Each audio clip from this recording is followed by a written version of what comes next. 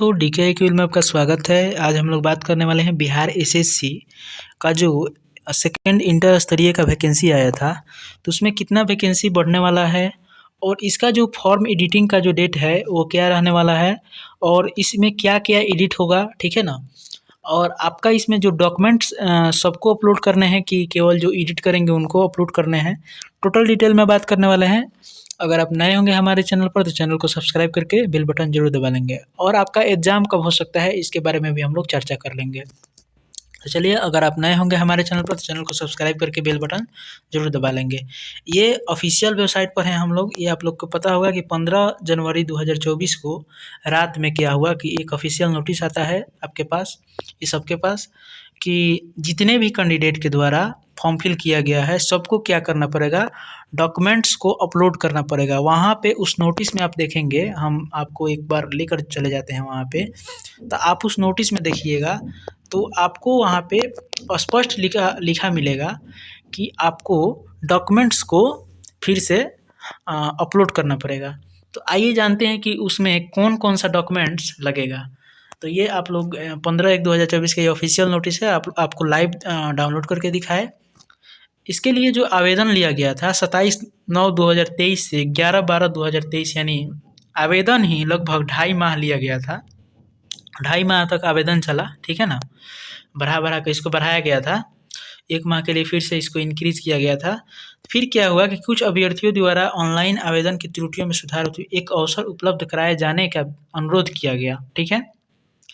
ऐसे अभ्यर्थियों को अनुरोध के आलोक में कतिपय बिंदुओं पर एडिट का ऑप्शन दिया जाना है। मतलब एडिट का ऑप्शन तो मिल गया, ठीक है? फिर क्या हुआ कि ऑनलाइन आवेदन समर्पित करने वाले सभी अभ्यर्थियों से यहाँ पे शब्द पहचानिएगा। बहुत से लोग बोल रहे हैं कि जिनका एडिट करना है उन्हीं को अपलोड करना है। तो भाई आपको अगर थोड़ा-सा शब्द पर ध्यान देना चाहिए कि शब्द क्या लिखा गया है, ठीक है? यहाँ पे सेंटेंस क्या है उसको ध्यान देना बहुत ज़रूरी है। तो यहाँ पर स्पष्ट लिखा गया है कि साथ ही ऑनलाइन आवेदन समर्पित करने वाले सभी अभ्यर्थियों से आरक्षण, शैक्षणिक, तकनीकी, वांछनीय योग्यता संबंधित अन्य सभी प्रमाण पत्रों के मूल प्रति की स्कैन कॉपी पीडीएफ के रूप में आयोग के वेबसाइट पर प्राप्त किया जाना है। तो इसके लिए एक नोटिस आपको दिया जाएगा कि आप कितने एमबी में प्राप्त कर सकते हैं, मतलब कितने एमबी में आपका डॉक्यूमेंट्स होना चाहिए। इसके लिए फिर से एक नोटिस आएगा, ज़रूर आएगा। तो यही सब इसमें करना है, ठीक है? तो एडिट और डॉक्यूमेंट अपलोड ऑप्शन हेतु वांछित लिंक आयोग के वेबसाइट पर 18/1/2024 से लेकर 18 फरवरी 2024 तक, यानी इसके लिए आपको 1 माह का टाइम दिया जा रहा है, ठीक है? तो देखिए इसमें कौन-कौन सा डॉक्यूमेंट आप अपलोड कर सकते हैं। तो देखिए यहाँ पे स्पष्ट लिखा गया है, आप देख पाएँगे इधर, 1 सेकंड। तो आप देख पाएँगे इधर कि यहाँ पे स्पष्ट लिखा है कि आरक्षण, यानी आरक्षण का मतलब क्या हुआ कि आप अगर ईडब्ल्यूएस कैटेगरी से बिलॉन्ग करते हैं तो आपका ईडब्ल्यूएस सर्टिफिकेट लगेगा। तो जो लास्ट डेट था ये वाला, तो लास्ट डेट से पहले का होना चाहिए ईडब्ल्यूएस सर्टिफिकेट, ठीक है? उसके बाद ये हो गया, उसके बाद आपका एससी एसटी सर्टिफिकेट ये चाहिए लास्ट डेट से पहले का, ठीक है? उसके बाद ईबीसी सर्टिफिकेट चाहिए, ईबीसी सर्टिफिकेट एनसीएल रूप में, एनसीएल चाहिए, ठीक है? ओबीसी जो बीसी होते हैं इनको भी एनसीएल चाहिए अगर 8 लाख से कम है तो।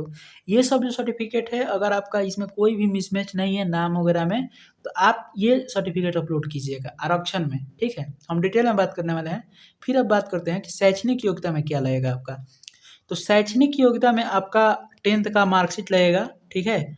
आप जब फॉर्म फिल किए होंगे तो आपका 10th का विवरण आप दिए होंगे तो 10th का मार्कशीट लगेगा, फिर 12th का मार्कशीट लगेगा। तो ये आपका शैक्षणिक योग्यता हो गया।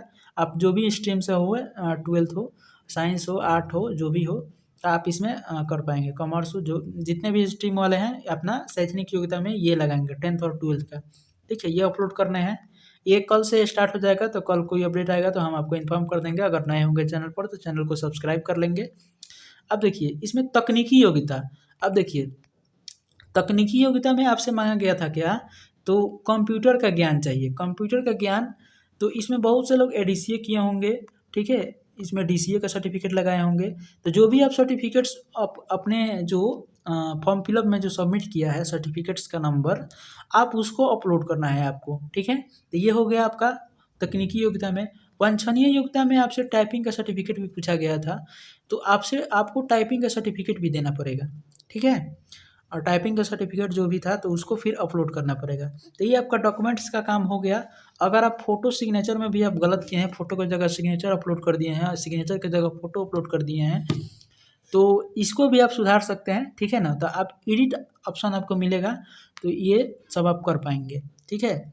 अब देखिए बहुत से लोगों के मन में ये डाउट आ रहा था, अभी भी बहुत से मन में, कि केवल जो एडिट करेंगे उन्हीं को मतलब सुधारना है, तो ऐसा कुछ नहीं है, ये सबको करना है, ठीक है ना? ये सभी लोगों को करना है, सभी लोगों को ये सब काम आएगा, ठीक है? पूरे 25 लाख अभ्यर्थी को ये काम करना पड़ेगा, ठीक है ना? अब देखिए, अब ऐसा यहाँ पे 18/2/2024 तक इसमें डेट है, तो आप यूट्यूब पर देखिएगा तो एग्ज़ाम डेट को लेकर बहुत सा मतलब भरमार पड़ा है कि अब एग्ज़ाम होने वाला नहीं है, अब इस साल नहीं होगा एग्ज़ाम, मतलब अब एग्ज़ाम मतलब 2024 में ये कंप्लीट नहीं होगा। तो ऐसा कुछ नहीं होने वाला है, ठीक है ना? ऐसा कुछ होने वाला नहीं है।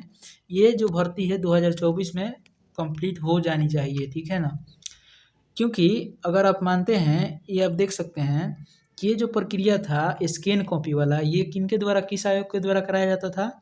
तो बीपीएससी के द्वारा कराया जाता था, जल्दीबाजी के लिए, ठीक है ना? जल्दी से वैकेंसी को क्लियर करने के लिए कराया जाता था। लेकिन अब ये बिहार एसएससी के द्वारा भी कराया, बिहार एसएससी का जो रहा है पैटर्न, सबसे पहले ये बाद में कराया जाता था, स्कैन जो डॉक्यूमेंट था ये बाद में कराया जाता था, जो प्री मेंस हो जाता था तब आपको स्कैन कराया जाता था काउंसलिंग के लिए।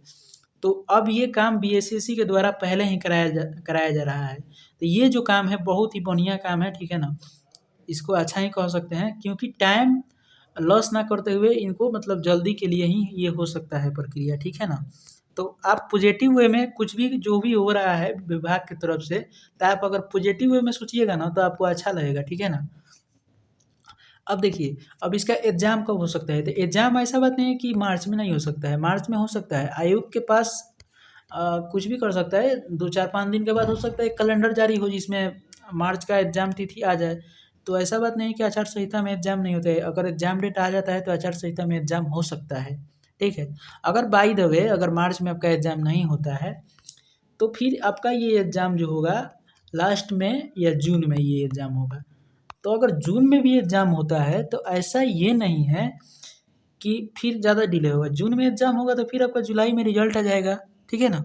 जुलाई में रिज़ल्ट आएगा, फिर आपको आपसे फिर रिज़ल्ट आएगा, उसके बाद आप लोग को पता होगा कि ज जैसे ही रिज़ल्ट आता है फिर मेंस के लिए फॉर्म भरवाया जाएगा। फिर अगस्त में फिर क्या किया जाएगा, अगस्त में आपका मेंस का एग्ज़ाम ले लिया जाएगा, मतलब सितंबर अक्टूबर में फिर फाइनल रिज़ल्ट भी दिया जा सकता है। तो ये डिपार्टमेंट की तरफ से, विभाग की तरफ से ऐसा भी सोचा जा सकता है, ठीक है? तो आप किसी भी चीज़ को आप पॉजिटिव वे में अगर लेकर चलिएगा तो आपके लिए अच्छा रहेगा और आप अच्छा से तैयारी भी कर पाएँगे, ठीक है? तो जो भी लोग तैयारी कर रहे हैं, सेट लगा रहे हैं, तो ये मानकर भी ना बैठे कि अब एग्ज़ाम अब जून में ही होने वाला है, ये मार्च में भी हो सकता है एग्ज़ाम। ऐसा कुछ मतलब कुछ अभी स्पष्ट नहीं है, ये एग्ज़ाम पहले भी हो सकता है और लास्ट में भी हो सकता है। तो आप बिल्कुल अपना तैयारी करते ही रहें। आप सेट डेली नहीं लगा सकते हैं तो कम से कम सप्ताह में 2 या 3 सेट तो ज़रूर लगाएँ। किसी भी प्रकाशन का आप सेट लगा सकते हैं, क्योंकि जितने भी प्रकाशन होते हैं सब अपने आप में अच्छे होते हैं, ठीक है ना? सब प्रीवियस ईयर बेस को मानकर ही कोई भी सेट तैयार करते हैं। तो आप बिल्कुल लगा सकते हैं, कोई भी सेट आप लगा सकते हैं। अगर आपका मार्क्स अच्छा आ रहा है तो कोई दिक्कत वाला बात नहीं है, अगर कम आ रहा है तो आप सुधार कर सकते हैं, अभी टाइम है आपके पास। और इसमें आप लोग को पता होगा कि इसमें बहुत सी सीट जो था नॉन टाइपिंग वाला भी था, टाइपिंग वाला भी था। तो आप जिसके लिए भी आप एलिजिबल हैं, आप उसके लिए आप तैयारी कर सकते हैं। तो इस वीडियो में इतना ही, मिलते हैं फिर किसी अगले वीडियो में। अगर आपको कोई डाउट हो तो कमेंट करके पूछ सकते हैं। मिलते हैं फिर किसी अगले वीडियो में ऑथेंटिक जानकारी के साथ। जय हिंद।